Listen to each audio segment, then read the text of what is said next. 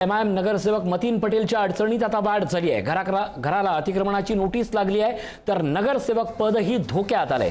MIM नगरसेवक मतीन पटेल यांच्या अडचणीत आणखीन वाढ झाली आहे। त्याच्या अतिक्रमित घराला महापालिकेने नोटीस दिल्यानंतर आता त्याचं नगरसेवक पद रद्द करण्याच्या हालचाली सुरू झाल्या आहेत। निवडणुकीवेळी दिलेल्या शपथपत्रात अनधिकृत घराचाच पत्ता दाखवण्यात आला होता, त्यामुळे मतीन पटेल याचं नगरसेवक पद धोक्यात आलंय।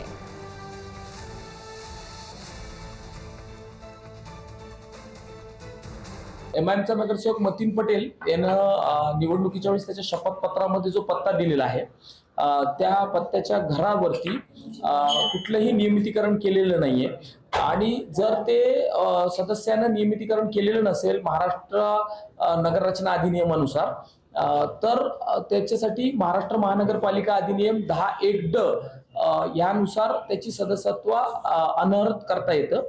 आणि आत्ता प्रथमदर्शनी असं दिसतंय की त्याचं जे घर आहे तर ते अनधिकृत आहे आणि अनधिकृत घर त्याचं किंवा त्याच्या पत्नीचं जर असेल आणि त्याचे हितसंबंध असतील तर ते 10(1)ड साठी पात्र होतात आणि तशी कारवाई आम्ही प्रस्तावित करणार।